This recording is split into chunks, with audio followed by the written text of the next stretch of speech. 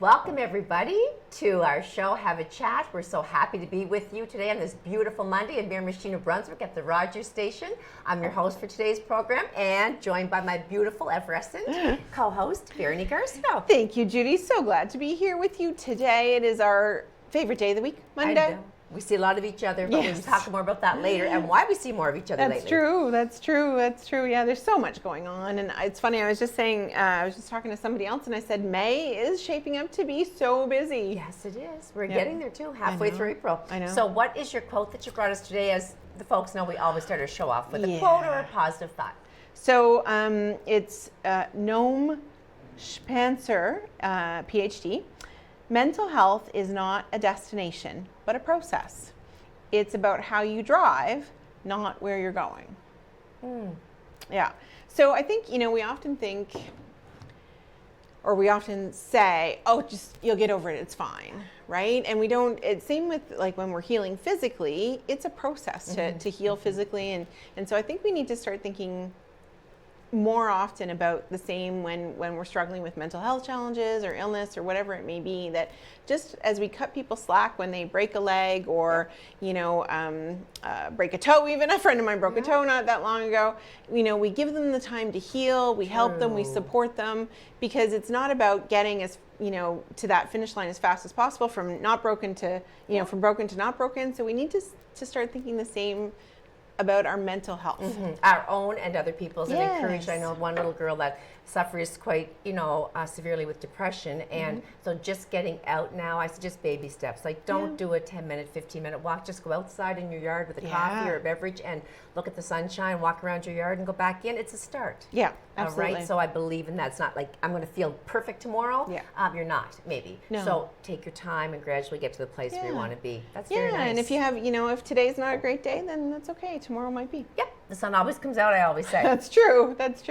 So Veronique, we've been busy. You had a busy weekend. I've had a busy weekend. You weren't there in PEI, but I know people that were to support our own Timberwolves team. I would have loved to have been in that audience cheerleading for them because they're hot right now. Oh my goodness. What a season for the Timberwolves. Like it's just been absolutely incredible. And the last couple of series of the playoffs have been magical, and some back and forth. And anyway, so the first game did happen in PEI on Saturday night, and hard fought, back and forth. And so they did lose 6-5 in overtime. Incredible game, but they're back. They're back here in Miramichi tonight, playing at the Civic Center, 7 p.m. Not going to miss that one. It will be packed. Absolutely. And they need those bums in the chair. And they need those rah-rah-rahs because you know what? They're on fire. They've had an amazing season. And Flynn, I can't remember his first name right now. Flanagan? Their goalie. Jack. Yeah, Is it Flynn? Flanagan. Flanagan, it is Flanagan. I know it's Flanagan, that part, but just amazing. He's been great in the playoff series, and just love it. I love the atmosphere, the crowd, the excitement, and the hockey. I mean, I've always loved hockey, and to see it at this level here is amazing. I think a go. Yeah. So 7 o'clock tonight at the Civic Center in Miramichi. Absolutely. Speaking of that, I have excitement, in my life coming up because I get to celebrate my brother, my only brother, Bruce, who between writing for the Miramichi Leader as a young man and then moving to Fredericton and working with the Daily Gleaner for the duration of his career, which he's now retired from that and has moved on. But he wrote sports, and he was a sports editor. So combined with all of the work he did for the Leader and the Gleaner, 36 years. That's incredible. So what a he's career. Being inducted into the Sports Wall of Fame. Yes. Along with Bill Hunt, a good friend, a co-worker of his that he totally admires, and they've worked so well together. And congratulations to both of them and all of the recipients whom I don't know exactly yet, the list. But I will be there to support them all. And it's on May 4th at the Delta.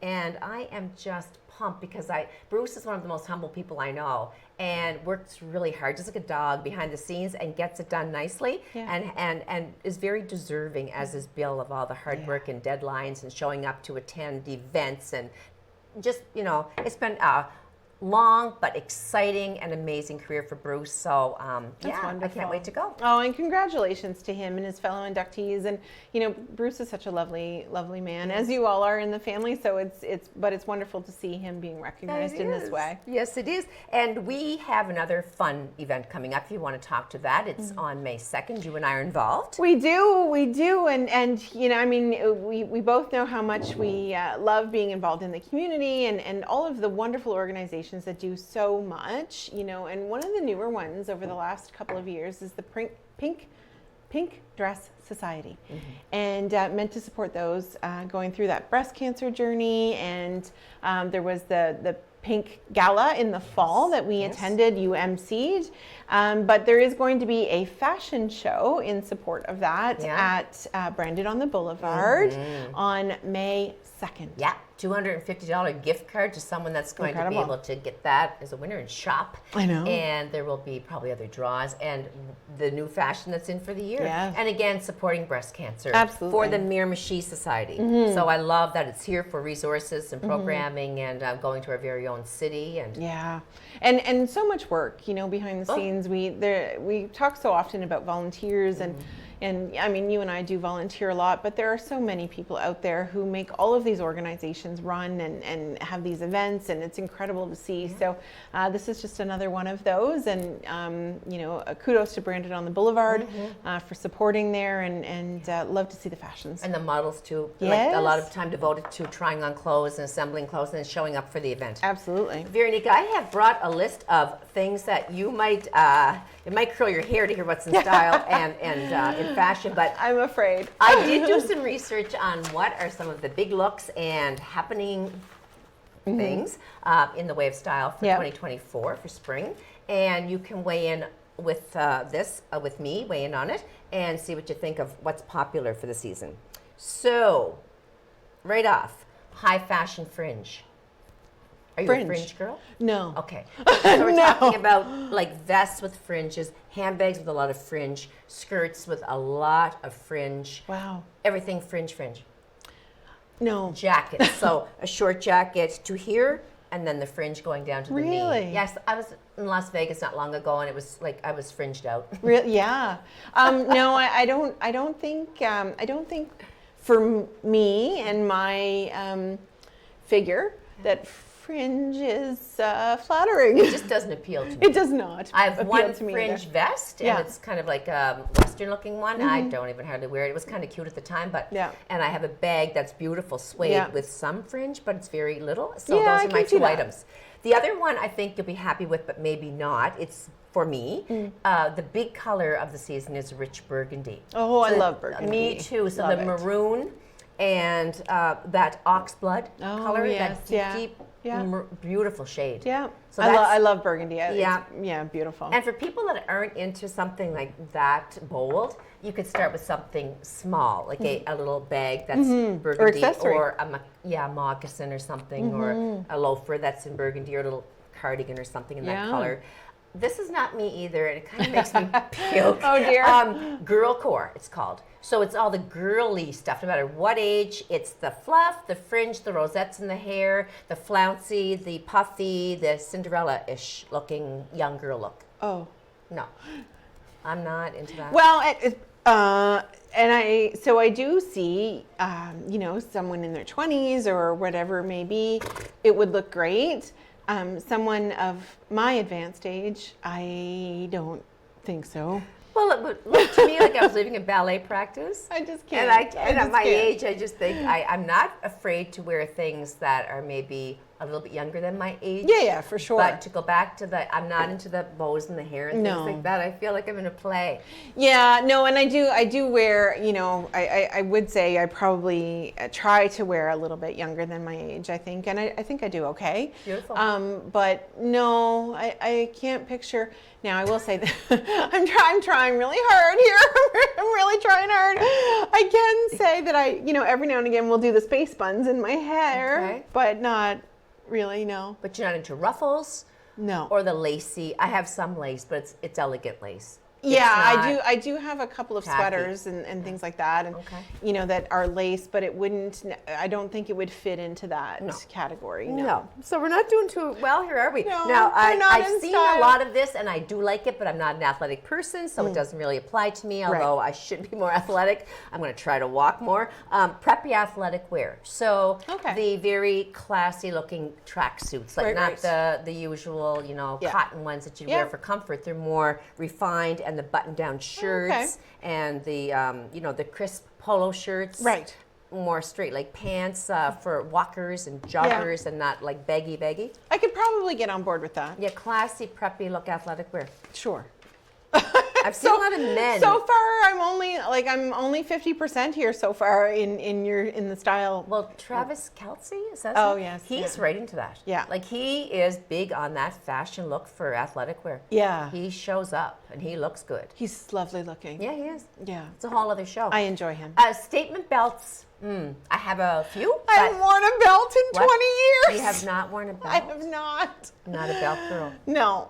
Okay, but like, so you have a top on, but you could do something at the waist to make it look as the accessory would be the bold part of your attire. Yeah. So a simple black dress, just a draped belt. It doesn't have to go through jeans. Something big and wide. And I try not to emphasize that area of my body. A lot of people. Yeah. You know, I'm working on that area of my body, but I try not to emphasize it. But I would say I probably have not worn a belt in 20 years. Wow. Okay. Yeah. Because they are coming now, back. funny enough, I did buy a pair of pants the other day that came with a belt.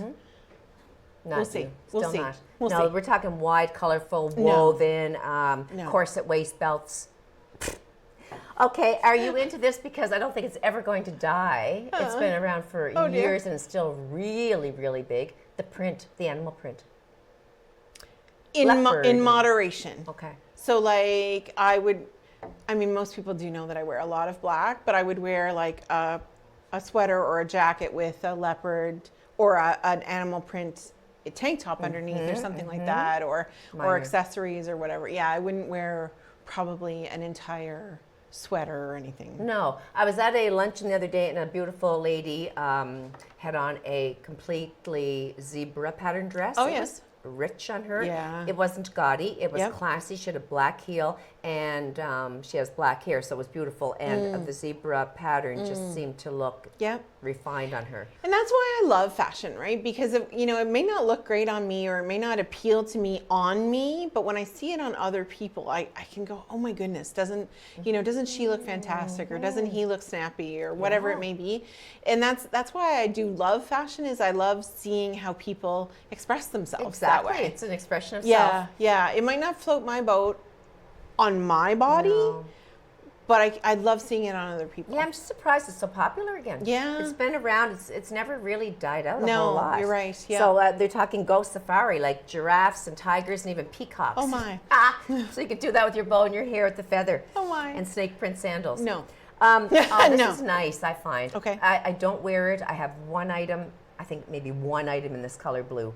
Sky blue is going to be huge. Oh, really? What do you think? I love blue. I'm more of a periwinkle kind of girl. Yeah, I love midnight blues. Yeah, I'm more of a periwinkle kind of girl.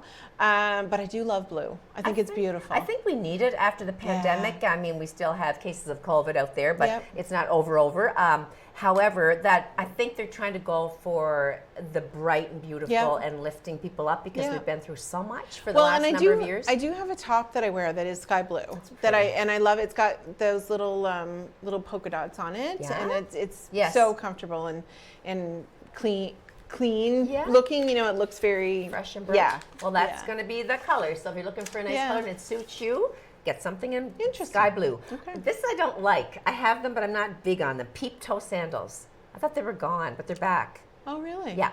The shoes. So it doesn't matter what style. It could be a wedge. Yeah. It could be anything, but the toe. The tiny toe. Yeah, the big toe. So you got your shoe on. Yeah. But just like the tiny view of your toes. Yes, and mostly the big toe. Two toes. Interesting. Yeah, I don't like that. I'm the peep of your toe. I love sandals. I love sandals. I love open-toed shoes. I don't find them terribly comfortable though when they're the peep toes. I find those a bit ouch. I just don't like them a lot. Yeah. Graphic stripes are big. Oh, I don't really? own anything like that. So like the flowy long shirts over jeans and a tank top with stripes and graphic Okay. prints and Okay. What they call the dusters, or there's Oh, another yes, name yeah. for them. Yeah. Whatever. There's kind of an over jacket that Yes. flows, and they are beautiful, and Yeah. they're back in big. Oh, Kind interesting. of like the beachwear look, the cover Yeah. up, but it's actually a piece of clothing that you wear in the street. Right. And graphic print. Yeah. Interesting. I So it's know. going to be a colorful It's going to be spring and colorful summer. year.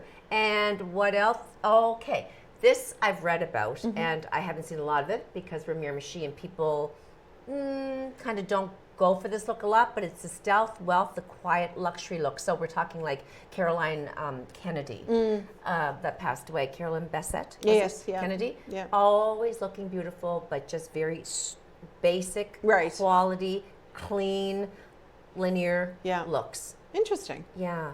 Like I sometimes wear just like a navy pant, which is nice and classy, and a white press shirt. Right, yes. And you feel preppy. You feel Yeah. kind of like too proper. Put together. Yeah. Yeah. Interesting. So it's coming back. Yeah. Okay. That stealth, wealth, quiet luxury, simple, chic, high waist jeans, and maybe a long sleeve t-shirt. Keep it simple, but good quality, and basic, but yeah, crisp. Okay. Okay. We, before break, should touch on the fact that was our fashion component of the show on Earth Day, Veronique. Oh yes. So Today. So today is Earth Day, and so there are opportunities every year to improve how we take care of Mother Earth. Of course, one of those things, and it's only that in the last couple of years that I've gotten much better at it, and it's recycling. Me too. I was not good at it before. I can admit that it's taken me a bit, but I think there's so much opportunity. We know one of those typical ways we talk about on Earth Day is turning the lights off, as much as possible, and just recycling, walking rather than using your car, that kind of stuff. Perfect. Yeah. Well, thank you, and for acknowledging Earth Day, everybody. Take part. We are going to go to break. We have two amazing guests coming back to join us, so don't go far. Grab a coffee or some soft drink and a snack, and join Veronique and I again soon.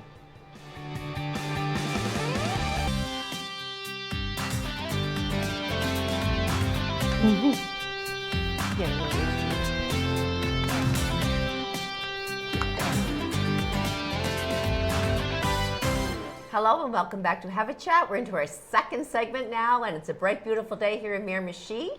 If you're just joining us, I'm your host for today's show, Judy Logier, and I'm always excited to show up here on a Monday with my co-host, Veronique Arsenault. Yes, Judy, so glad to be here, and we have so much to talk about today. It's going to be a really good show know. because we have really wonderful people. That's right. And that makes our show special. Every single week, people tune in to say, who do they have this week? So this week, we have Frankie Corcoran.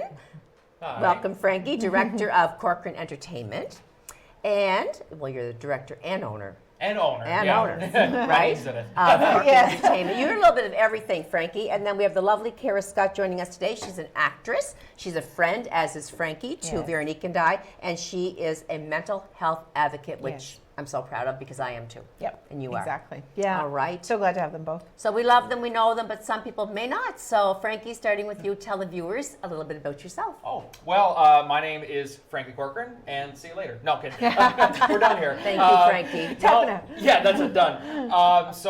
Born and raised here in Miramichi. I am a actor, and I also run as we mentioned, Corcoran Entertainment, which is a local entertainment company here in Miramichi. Do theatrical productions, podcasts. We're even starting to do a little workshops in collaboration with a organization out in Hamilton, Ontario, which we're expanding a bit. More details coming on that. Oh, I can't wait to hear this. Yes, exactly. And as I said, born and raised here in Miramichi, and I'm looking to enhance the arts here because we got so many talented people. I'm sitting with talent right here, and aside from that, I mean, I'm also a dog lover, as you guys are. Oh, big time. Big time. All of us. I got a 2-year-old golden doodle. It feels so funny. I'm talking like he's my kid, but He is. If you're watching from home, Ozzy, hope you- Daddy loves you. Daddy loves you. You're the sweetest, and I must say, Frankie's one of my favorite all-time know, actors. I Just know. throwing that at you. I love to show up for your performances. Oh. Good job, Frank. Kara, tell us a little bit about yourself that About- Veronique and I don't know, and people. I think you guys probably know everything about me, but probably more than you want to know. But not born in Miramichi, but I've been here since I was 5, so I'm pretty sure that counts. Yes. That's accurate. Yeah. Okay, good, thanks. Most people around here know me as the dog lady because I have trained thousands of dogs in the last more than 20 years. So most people know me as that, but what a lot of people don't know is I'm also a 25-year public servant. And I've worked mainly out of Ottawa, did a few stints in the regions here, but I've been lucky enough to live here in Miramichi and work out of Ottawa. And what I do there is I fix processes to help us serve Canadians better. Perfect. You're doing a wonderful job. And she's got a gorgeous, amazing son, Gregor. I know. I just had to say that too. His birthday was on the weekend. Okay, happy birthday, belated. If anyone's watching this, belated to Gregor. Yep. He's too young for you, Judy. Just dang it. After the show, Kara. We'll talk after the show. Yeah, thanks for sharing that info with us. So Frankie, tell us about Corcoran Entertainment. Like, how did you get started in theater, and what's the inspiration behind having your own company? Well, so I started Corcoran Entertainment. I first announced it in March 2021, and it was kind of, way before that, pre-COVID days. I was always in the theater I've seen, me and Judy have crossed paths many times throughout doing theater over the years. And so once COVID hit and we didn't have no theater, I was like, what do I do now without that outlet? So I started writing plays and, got really interested in the behind the scenes aspect. And so I wanted to take the next step further, and so I've since then directed many shows. I'm actually also a self-published playwright as well too, and have lots more in the works as well. And that was really the inspiration behind it. It was it's funny, like I always say, of all things to come, all good things to come out of the pandemic. If I going back in time, if I could have stopped it, absolutely. But if take good out of the bad, I wouldn't be talking to you right now probably if it wasn't for it. So silver lining. Yes, exactly. The silver lining. And Kara, this is your first time on stage as an actress coming up. And we're going to talk more about what we're doing. But you've been a seasoned MC and a community volunteer and all of that. But why is it so important for you to be part of this production? Well, before I answer that question, I have a bit of a confession to make. Oh dear. This isn't my first time. Okay. You're fired. You're a liar. Wanted the new one. Yeah. So I was a child actor, and I was on the stage late 70s. And so that would have been my first time, and this would be... So you were like 2? Yeah, I was 2. So this is my second time. Okay. So this is my second time. You're seasoned. I'm very seasoned. Okay. My most notable performance was when I was married to husband 1.0 for 7 years, but that...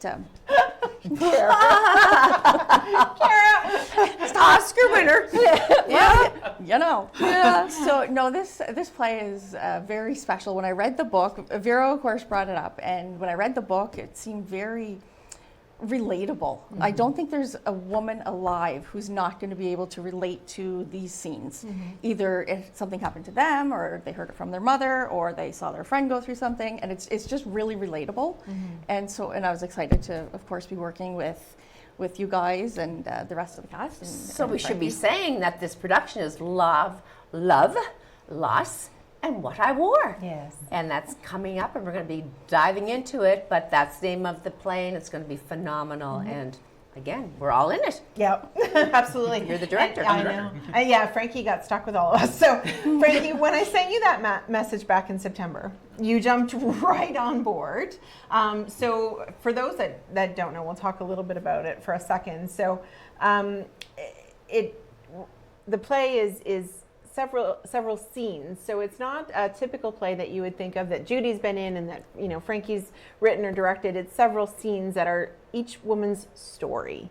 And there are several characters in the story, and it tells really the story of all those milestones that we go through in our lives and how important clothes play a role in each of those milestones, or what you remember. And sometimes it's as simple as, you know, a hat that you wore or whatever, you know, shoes, doesn't matter. It doesn't matter. And it's all those important milestones, or not, and sometimes not milestones, but events that are things that happen to you.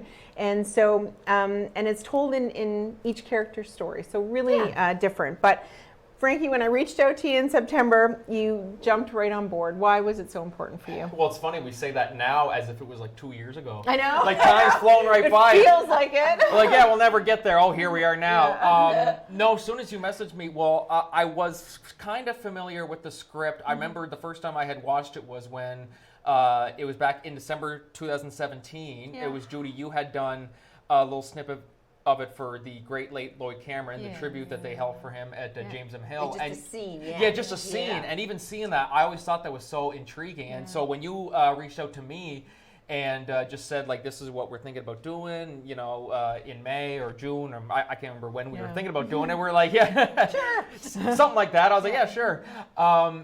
It was just so intriguing to me. It was very, and I mean, like, I have a huge passion for, you know, mental health and speaking out, because I mean, like, you know, as someone who deals with, you know, anxiety, and I mean, like it never goes away, but it's a matter of spreading awareness, because there's people out there who you wouldn't even know are dealing with it, and that's the thing. So even just any type of way to raise awareness for that, for people, you know, encourage them to, if you're struggling, reach out, you know, like there's no harm in it. So no, you've been very open, and I didn't know you dealt with that either, Frankie. Such a, you know, level of anxiety at times, and so I'm so glad you talked about it. Yeah. Oh yes. Absolutely. So glad that we can, you know, talk to you and you feel comfortable to talk to us about anything at any time, and then that makes everyone else feel comfortable. So we're going to talk about this production. And Kara, so Love, Loss, and What I Wore. What does being in this performance with us 5 ladies mean to you? So, like I said, the characters are very relatable. And it's a story about Gingy. It's Gingy's life story, and this would be our very own Gingy. That happened by accident, but yes. Our very own Ginger. So it's her life story, and I would say she's a serial marrier. Would you say so? Or serial divorcer? Yes. She gets around. It's a character. Not based on real Based life. on real life. But so I play a couple of different characters.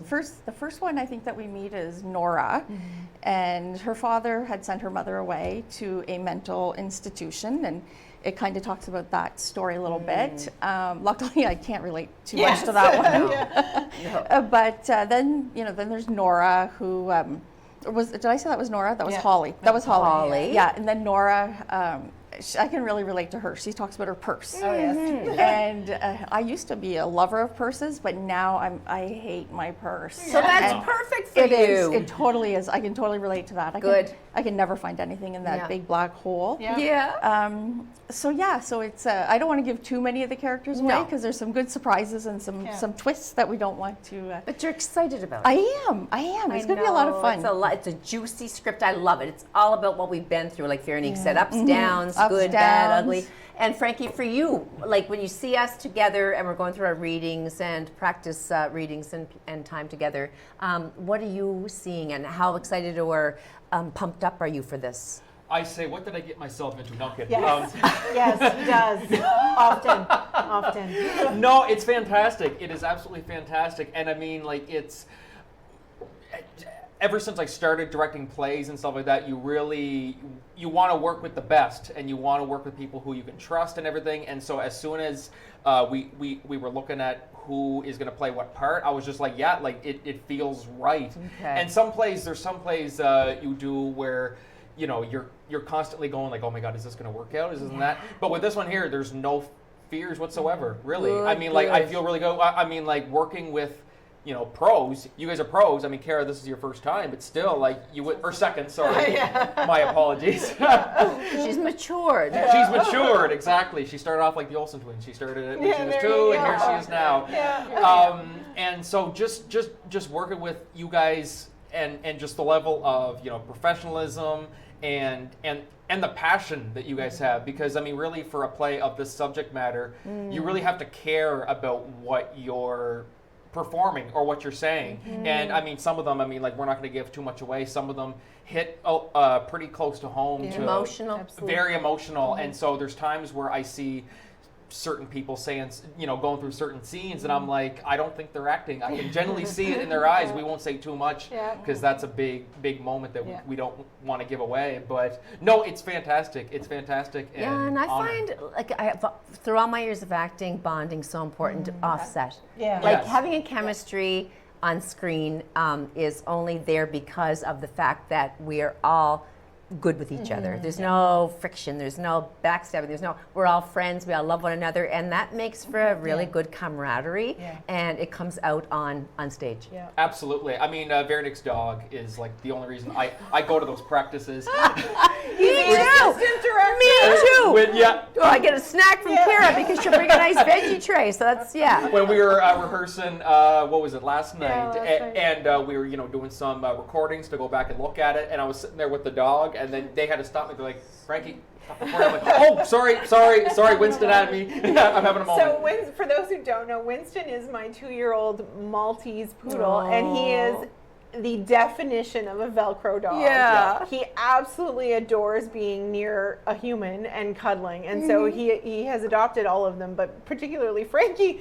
So he was curled up with Frankie last night, and we have now named him the assistant director. You have him offset with Jude. Yes. Who is like the Tasmanian Yes. devil on Yeah. track. So there's a lot going on, but that's what makes it fun to show off. Exactly. Jude is the 5-pound long-haired Chihuahua who is chaos and anxiety in a little furry body. Too cute. But, and just for those at home, so like the play is going to be May 11th at James M. Hill Memorial High School at 7 p.m. Tickets are on sale online and in store. Yes. But just to give you that idea, so I have the memory of a gerbil. That is one of my That's issues. not Is that true. I struggle, like, memorizing lines is not my gift, and so I had seen Judy in this play years ago. One of the first times I got to see her act, and Lloyd had directed at the time, and part of that is that you get to have your script in front of you because you are really telling that story, and so it's and it worked really well for those. I've only been in one other play. Judy and Rachel are seasoned actresses, but it worked for those of us that are maybe not as comfortable. So you will laugh, you will cry, and there is a couple of little swear words in it, but that's okay. They're not a lot. Shocked the pants off of Frankie the first time I put out with that. He was like, I thought Judy Loge was a decent person. No, we changed It's it. just so funny. I never heard. Well, I can't say that on No. air. But there's words Judy says where I'm like, that's something I never thought I'd ever live to hear in my life. And they are few and far between for sure. Like it's not littered with it, but just there is a word or two in there that'll catch you off guard. But Frankie and their last, I know we're coming to time, but what's it been like to work with both seasoned and very novice actresses?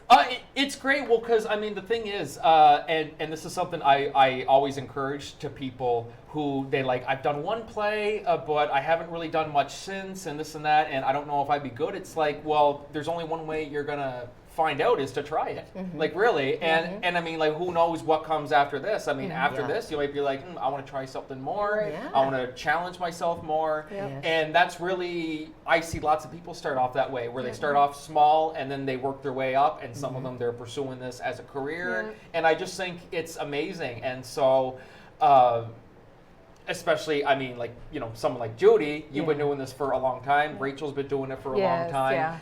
So to them, it's like, like riding an old bike, you know what I mean? Exactly. But seeing you guys do it, there's sometimes you wouldn't even be able to tell that They'd not it done is your for first years. time, That's because right, they there's look times so good. you guys are coming up with stuff that even I don't think about, like the way in your posture and stuff like that. So it's absolutely fantastic, and it's only going to get better with these final few rehearsals as we get closer and closer. It's coming up It is. again, May 11th at James M. Hill, and all the proceeds go to Mental Health and Addictions Miramichi. Yes. And we are all on board for that. that. We were all so thankful and pleased that that was the chosen cause. Thanks to Veronique here, who has done so much work. Veronique, I can't even begin to thank you for all the work you've done. No, passion bringing this project for together. sure. It's been huge, and we Passion commend you on project. all of the work. Thank you. And Kara, we know how involved you are and advocating as I am, and you are, Yep. Frankie, for mental health. So please come out and support Love, Loss, and What I Wore at Jameson Hill on May 11th. It's going to be awesome, I think. I know, I'm excited. So we're going to go to break. Thanks, Frankie, and thanks, Kara, for joining us. And we're going to be Thank seeing you. more of you this week on practice. Come See you back, Thursday. folks, and join us for a next wonderful guest, kind of a follow-up to this segment.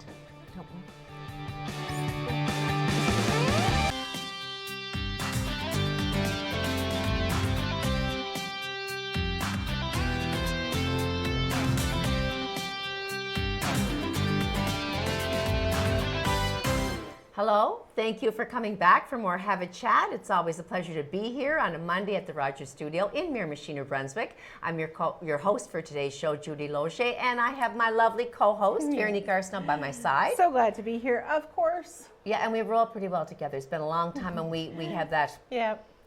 what would you say, joined at the hip feeling? Yes, we do. We do. Absolutely. So we have a big welcome to extend to a first-time guest, Charlene McLean. Welcome, Charlene. Thank you. Charlene is the prevention coordinator with Miramichi Addiction and Mental Health Services in Miramichi. And before we get into all of that very important discussion and all of that, tell the viewers a few things about yourself that they may not know.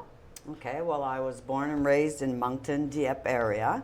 I moved to the Miramichi in '94, so I'll be here 30 years in October. Oh, wow. Yeah, a long time. I think I'm a Miramichian Yes, now. you are. I've worked in the mental health field for 30 out of my 37-year career.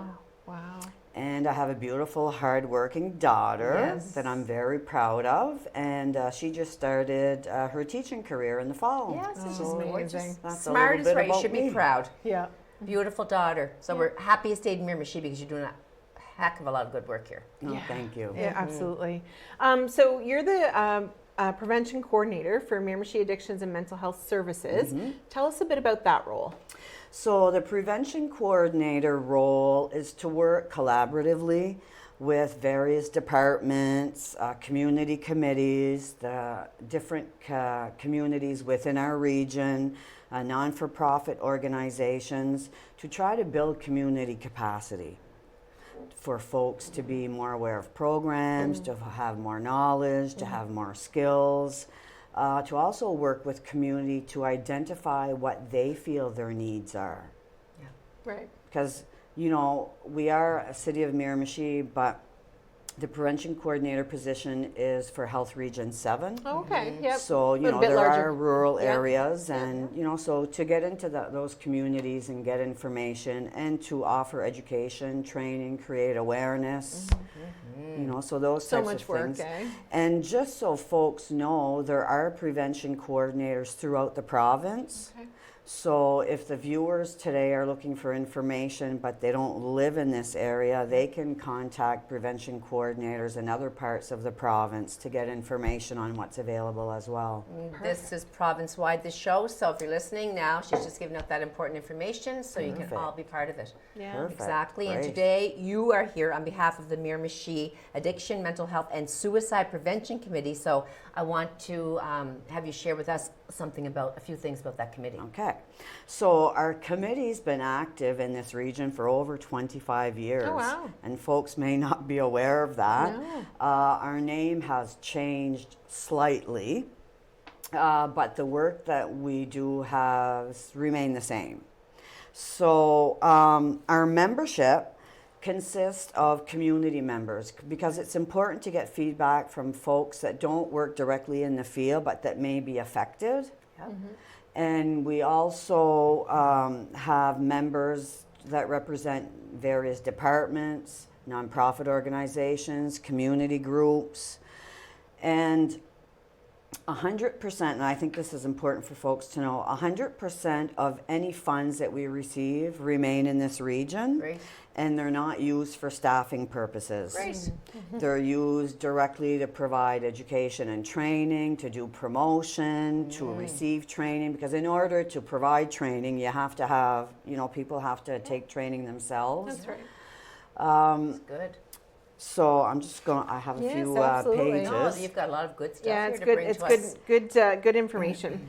And although most of our focus is on suicide awareness, suicide prevention, and suicide intervention, we still do awareness around mental health, mental illness, recovery, and addiction because it has a big part to play in suicide prevention. Yeah, yes, for sure. Yeah, they're all interrelated, right? One doesn't necessarily lead to the others, but they're often interrelated, right? Yeah, that's incredible.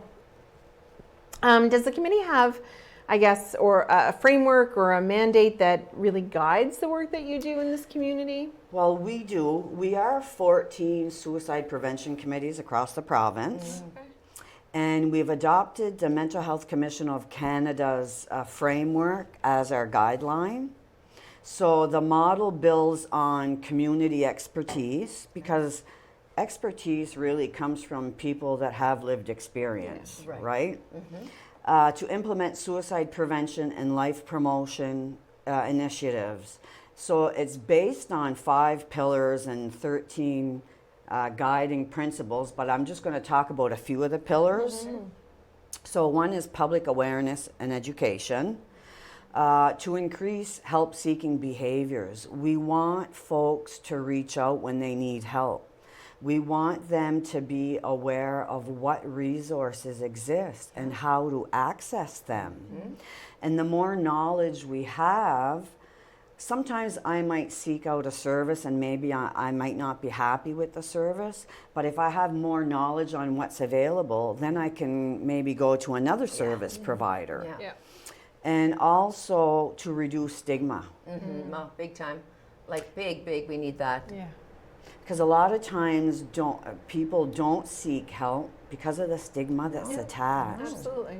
Because of judgment, because of what will people think, because people will think I'm weak. Like there's just so much when it comes to stigma, right? It's true.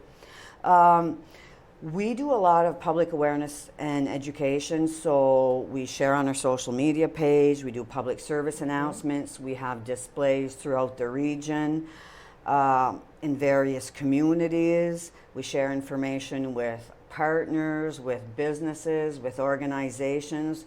We really try to work hard to make folks aware of what's available out there and how folks can access the services. And stigma, I don't know if I already said this or not, is one of the barriers in getting the support one needs. So that's why having open conversations about mental health, mental illness, addiction, recovery, and suicide are important. Yeah. Do you see are we making any inroads to, ending that stigma?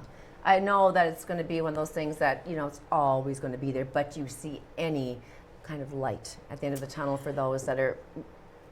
Well, I think we're having more open conversations. Yeah, we are. And Frankie said earlier, COVID did bring good things. And I think one of the things that it did bring is people realize that we all have mental health. Yeah. Yeah, it's just like we have physical health. Yeah. Our minds own so much. Right. They control our body. We all have loss. We have stressors. We have good days, bad days. So we all have mental health. And I think that through the pandemic, I think some folks came to realize that a little bit more, that, no one's immune. We can all be affected. And it's important to take care of ourselves. As we always say, there's no health without mental health. That's true. Absolutely. The key. Yeah. You also mentioned, you talked about education training components. So we know you provide a training called Safe Talk. And tell us more about that, Charlene. So Safe Talk is a half-a-day training. Safe Talk stands for Suicide Alertness for Everyone. Okay. Okay, it's a half-day training, and it's available to anyone that is 15 years of age and older. That's great. Good. And we are currently able to provide the training at no charge. Wow. Because we've received funds from, for example, the Resiliency Initiative. We've received funds from the Be Alive Network, the there's folks that take spin classes at River City Fitness a few years back, raised $4,000 Wow. for our committee. Good job. So we're able, and we have 2 churches that I should mention that are providing us with free space. Nice. Oh, wonderful. So we're able to provide the program. Good, good. So in the last year and a half, we've provided 12 trainings to over 209 individuals in the region. So not only in the city, but we've gone to New Bandon and we've gone to Blackville because it's important for us to get into the different areas within our Sure. region. So the 4 hours consist of audio visuals, discussions to provide an individual with skills. When participants leave, we're hoping that they're better prepared to recognize invitations to help. In the past, we used terminology warning signs, but that's changed. We use invitations to help now because when someone invites you to a function or invites you somewhere, they're hoping that you're going to respond. Right. Well, it's the same way when someone's having thoughts of suicide. They leave invitations in hopes that someone recognizes and asks them, okay, about what they see. We also want folks to be able to move beyond common tendencies because we tend to dismiss, and avoid suicide sometimes for various reasons. Notice and respond to situations in which thoughts of suicide may be present. Yeah. Well, I think I can't speak for everybody, but I think what happens often is people don't know what to say Right. and don't want to make it worse, or Cause them to be they think more- that they're going to give them an idea Yeah, or whatever. Like that's not how that works, right? No, like it's that's not. and I think sometimes we undervalue when we're just present in someone's life, when we, and Judy's done this for me when, I was struggling really badly with how, with mom's care and mom going into full-time care and, just sitting with me for, a few minutes and so that I knew that there was somebody, Kara's the same. She sat with me or reached out or dropped off a casserole, whatever it may be. But I think sometimes we get wrapped up in, I won't know what to say, And I think listening is a big part of just being in the present moment with the individual and not being judgmental. No. And not saying, well, you shouldn't feel that way or that's not right, because we all have emotions and feelings and we have the right to those emotions and feelings. Absolutely. Yeah. So we also want folks to be able to do the TALK steps. So TALK stands for tell, ask, listen, and keep safe. Okay. So those are the 4 steps that we go through in the training. So ultimately, we want the individual that takes the training to be able to link a person with thoughts of suicide to an individual that can do an intervention. Great. Yeah. So we really encourage folks to take the training. We have one coming up Saturday, June 8th. We have more before then, but they're already booked. Okay. We do have one coming up Saturday, June 8th from 9 a.m. to 1 p.m. It's free of charge. It's a safe environment. It's a really great learning experience. Where is this, Charlene? It's going to be held at the Wesleyan Church in Nelson Nelson. at Okay. this time. But if folks go to our social media page, they can see my email address, so they can send me an email or a private message, and then we can make an appointment to either talk by telephone or in person, whatever works best for the person. Yep. So we can talk about the different programs that exist and how to access them and the resources. Amazing. Makes me feel secure knowing that this is all in place and so Absolutely. much more. Yeah. For sure. We don't have much time left. Ernie, do you have a final Well, question just- for Charlene? Yeah, May is Mental Health Awareness Month. Yes. So, what do you have planned that month? Obviously, other than coming to hang out with us tonight of May 11th, but Besides that, on May 3rd and 31st, we're going to be doing business pop-ins. We did that during Suicide Prevention Month and it went really well. So it's just to have open conversations about mental health. We're going to have a few trivia questions and a few prizes just to have open conversation. On May 9th, we have a mental health walk on the Newcastle side of the city. On May 10th, we have a free movie night hosted at the Skyway to Heaven Church with free popcorn and beverage. On May 17th, we will be at Walmart having a display. There's also a Mental Health Month challenge going on. Oh, yes, yeah. We also have a coloring activity going on. Cool. Coloring pages can be picked up at a few different locations, but I know we don't have a lot of time, That's but okay. it's going to be on social media, so folks can go there. And then last but not least, on May 11th, we were just so thrilled and so humble that you recognize the work that we're doing and are offering to provide us with the proceeds. It's going to help us to continue to provide services, and we actually have a new program that I just finished training for that we'll be providing in the fall on traumatic amazing. loss. Oh, Okay. that's important. Yeah. So, we're excited about that. And I guess I just want folks to know that if they need to talk to someone or they know someone that needs to talk to someone, please reach out for help. Yeah. Please reach out.